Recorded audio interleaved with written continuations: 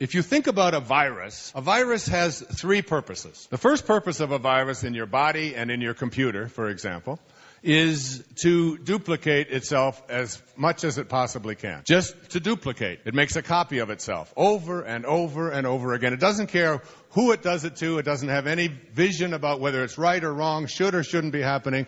It is just something that you get a virus, you know that you know, especially if you get one in your computer, you know you got a problem because it's just going to make a copy, then another copy, then another, and it just keeps doing that. That's how viruses work. Same thing in your body. And you can give it antibiotics all day and all night, and it just gobbles them up and says, great, good food for making more of myself. Because that's what it will do. You know that you don't take an antibiotic when you have a virus.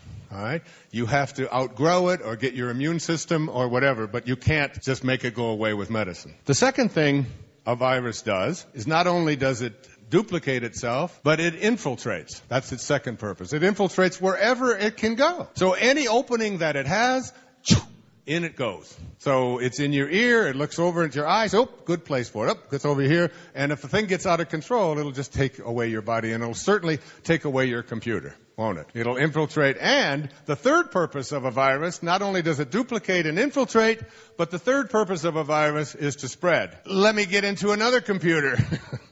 There's another body I can get into, and off this thing goes, making copies of itself, infiltrating wherever it can go, and spreading wherever it can go. Viruses of the mind work exactly the same way, except that there are no little tiny, infinitely small particles, little viral particles. There's nothing there. There's no thing there.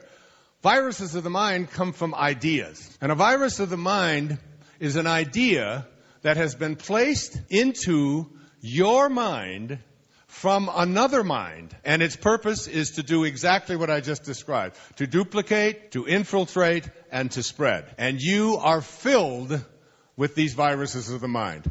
There are umpteen of them. All right? And they're all called excuses. And these excuses are beliefs that you have had handed to you from well-meaning people who said, we'll take over from here. And off you go, believing that certain kinds of things that happen in your world are happening because there's nothing you can do about it, because this is your truth.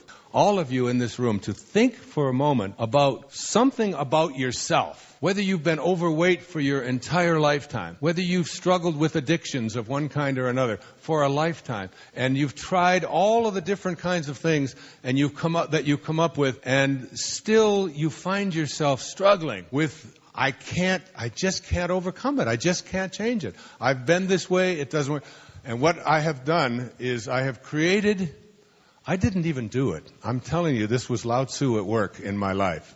Now, these memes that were placed into your mind, I wrote out 18 of them. They, if you're thinking about changing something about yourself, anything at all, even the fact that you haven't been able to manifest prosperity or the right kind of relationships or, overcome illnesses or not do some athletic event, whatever it might be, something that you have been unable to do. These are the memes. And here are a few of these excuses that we use, none of which measure up and hold any truth. It will be difficult if I want to change. That's a meme. The idea that if you've had a habituated way of thinking and being and behaving, and if you've had it for a lifetime, one of the things that you'll hear people say, they say it all the time, is it's going to be difficult to change that. Second one is that it will be risky. A third is that it will take a long time for me to change. That there will be family drama. These are all memes. That I don't deserve it. That it's not my nature. That I can't afford it. That no one will help me. That it's never happened before. That I'm not strong enough. That I'm not smart enough. That I'm too old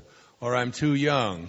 I thought of that one when they asked me to do a film, which meant giving up a month of my life and doing 14 and 16-hour days from 7 in the morning till 9, 10 at night, sometimes staying up all night, filming and refilming and refilming and refilming.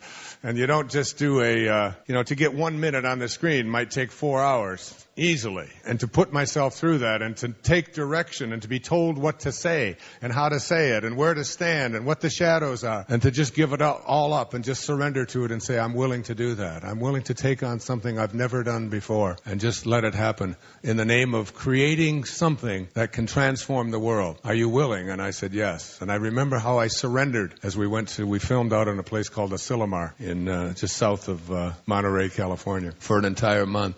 It's like to let go of the meme that I'm too old to do something like that I can't change, that it's not something that I could do. You just let go of those. That the rules won't let me, that it's too big, that I don't have the energy, that my family history won't allow it, that I'm too busy, that I'm scared.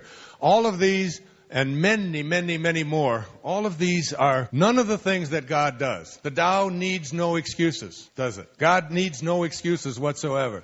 It's just being, just constant. You want to be that way. You want to let go of every one of these memes that have been handed to you by well-meaning people that are invisible ideas that were placed into your head that have duplicated so frequently and have infiltrated so much that in your schools and in your culture and in your religious training and so on, you begin to adopt these things and they become your truths when in fact they don't hold up to that at all.